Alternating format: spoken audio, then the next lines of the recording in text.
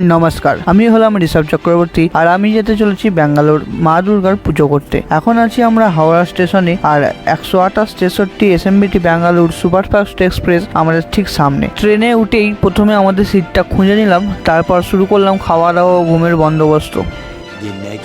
রাতে জোরদার ঘুম দিয়ে পরের দিন সকালটা শুরু করলাম উড়িষ্যার সুন্দর প্রাকৃতিক দৃশ্য দেখতে দেখতে। তারই সঙ্গে ছিল কুয়াশায় ভরা সুন্দর পাহাড় এবং সঙ্গে এক প্যাকেট বিস্কুট। ট্রেন যত এগিয়ে চলেছে তার গন্তব্যের দিকে ততই আমরা প্রাকৃতিক সৌন্দর্য দেখে অবাক হয়ে যাচ্ছি। তারই মধ্যে ছিল এই চিল্কা হ্রদ। যতদূর চোখ যাচ্ছে ততদূর পর্যন্ত এই হ্রদের সৌন্দর্য আমাদের চোখে পড়ছে। হলো নোনা জলের উপর হ্রদ আর এটি দয়া নদীর মোহনায় অবস্থিত। কোনো এক ইউটিউবার দাদা তার ভিডিওতে বলেছিলেন বাঙালির মুড়ি ছাড়া ট্রেন জার্নি বৃথা। ঠিক তাই আমরাও এখন মুড়ি চানাচুর শশা নিয়ে বসে পড়েছি। তো এই প্রাকৃতিক দৃশ্য দেখতে একটু মুড়ি খেয়ে নিই। মুড়ি খেতে খেতে আমরা এসে পড়েছি গোদাবরী নদীর উপরে। কি বৃহৎ এই নদী, দেখো মনে হচ্ছে 5টা-6টা গঙ্গা একসঙ্গে করলে তাও এর তুলনা করা যায় না এই গোদাবরী নদী। এ প্রান্ত থেকে ও প্রান্ত শুধু জল আর জল, তাকালেই ভয় লেগে যায়।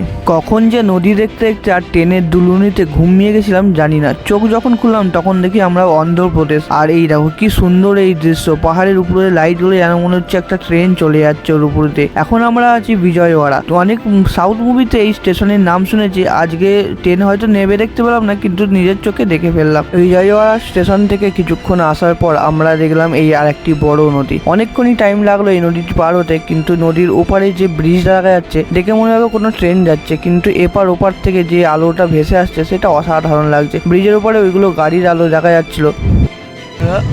আমরা আছি এখন বাঙ্গারপেট জংশন। তো এর মাঝে একখানা স্টেশন, তারপরেই আমাদের ব্যাঙ্গালোর স্টেশন। তো আর কিছুক্ষণের মধ্যে আমরা ব্যাঙ্গালোর হয়তো নেমে যেতে পারি। টাইম দেখাচ্ছে 7টা, কিন্তু ট্রেন ঢোকার টাইম দেখাচ্ছে 6:30। তো চলো কত কী হয় না হয় সব কিছু আমাদের দেখাচ্ছে। এই তো বাঙ্গারপেট।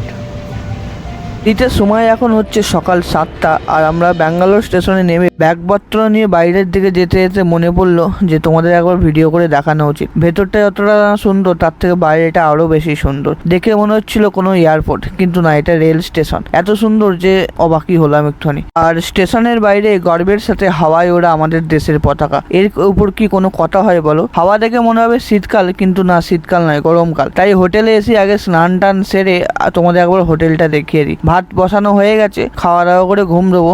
তাই ভাবলাম হোটেলের রুমটা দেখিয়ে ভিডিওটা শেষ করে দিই।